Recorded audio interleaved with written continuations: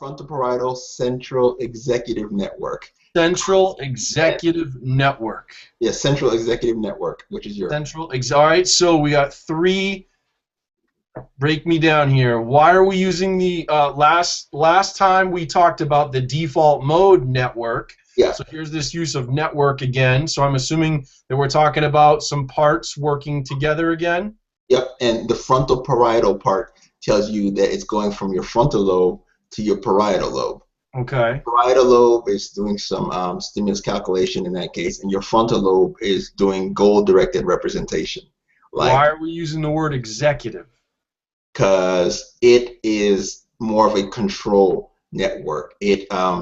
Executive thought is sort of your higher order goal-directed thought. You want to execute some stuff instead of sitting around blowing spit bubbles. Okay, thank you. Unless that happens to be the goal, blowing spit bubbles.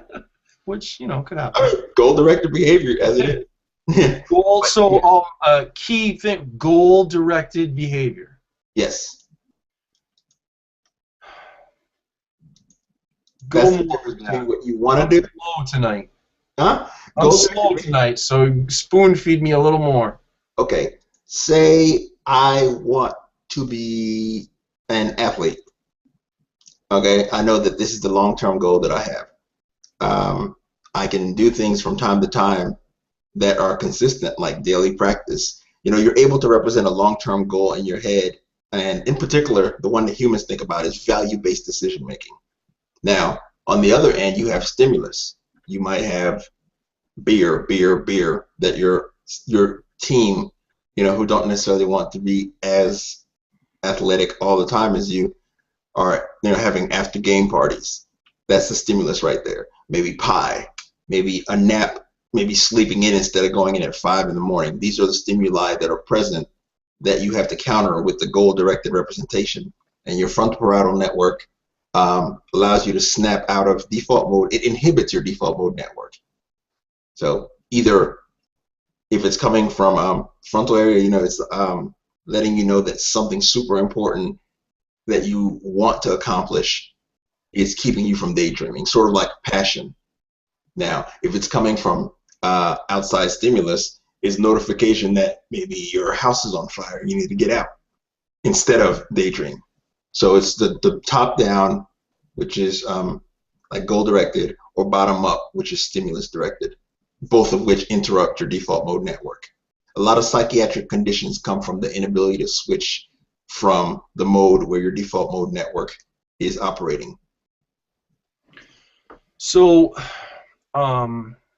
goal-directed behavior, we're talking about choice here, then, Yes. right? We're talking about, and you already said the value-driven. We're talking about a conscious assessment of what's important to me and a choice to move forward, even if only intellectually in terms of how I spend my attention, to move toward that goal.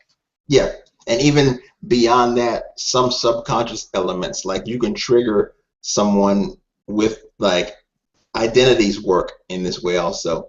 Like if I trigger identity threat where you feel as if your role as a man has been threatened, you might get hyper-managed about it. Those sets of goals have been activated. A large part of your higher functioning lives there.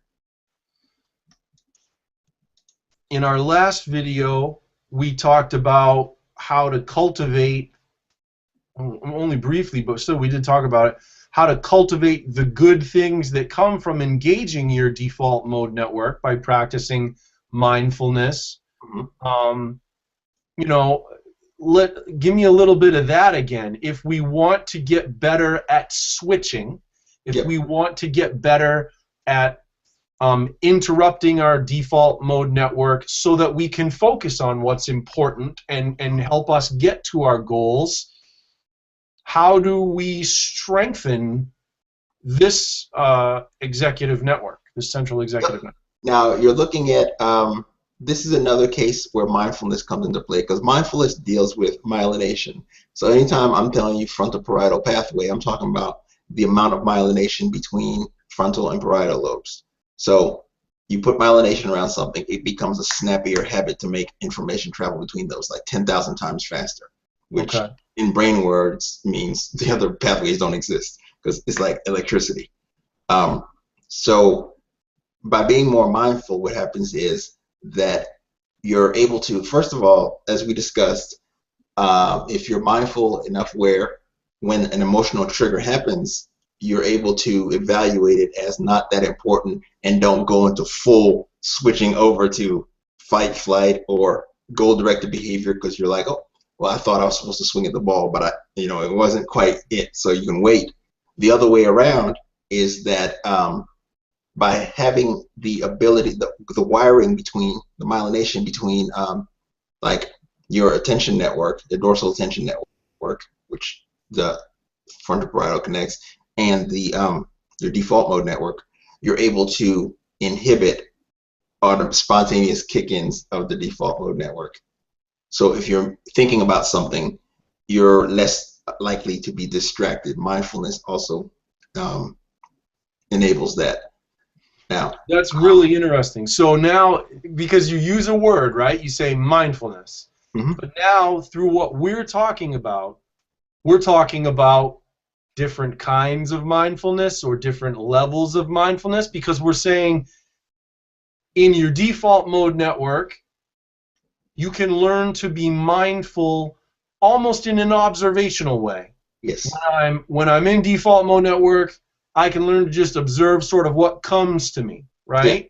But now, central executive network, you can practice being mindful in a directed way. What's important to me? What do I value?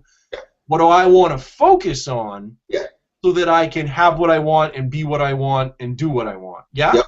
Yep. And take it even further. When you say what you focus on, with proper mindful practice, you develop the ability to have visions, from things, combining things that you wish you could have that you haven't seen yet you're able to visualize them to the point that you're able to trigger your search features. Like, how if you're looking for a blue phone and really the phone turns out, actually, I'll give you an even better example.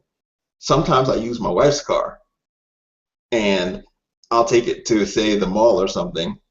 I park the car and I run in the mall, might see a movie with the kid or whatever, and I come outside and I just spend another 45 minutes looking for my car because you have the search filter for the default vehicle.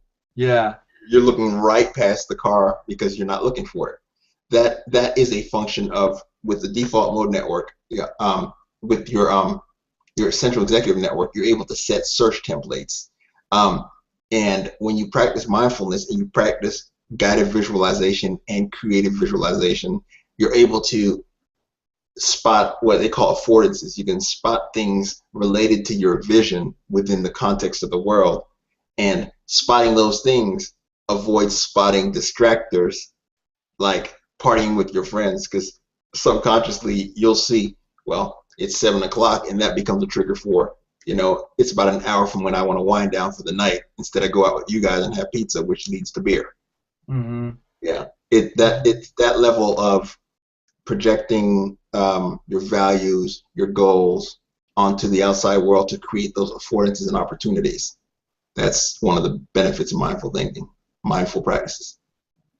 It's cool. It's very cool. My instinct is to stop there. I feel like that's a great beginning level. If you go deeper, you start going into all of the ways that you could learn to craft that to help people manifest what they want to have. But there's a lot of work to be done there, and I don't know if today's video is the right time for that. Now, there's a lot of sub-steps, and yeah. If you take the time to cultivate each sub-step, what you do is you develop sort of an internal conceptual roadmap to the things you want to accomplish.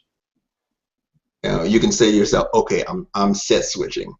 Okay, I am taking the time to create a good representation in my working memory so that when I return to the task, I won't have to start from zero. And these are all little sub-elements, but each one is worth nurturing independently of the others without rushing through them like a gourmet, Yeah. Yeah. Okay. All right, that's cool. Central Executive Network, you guys.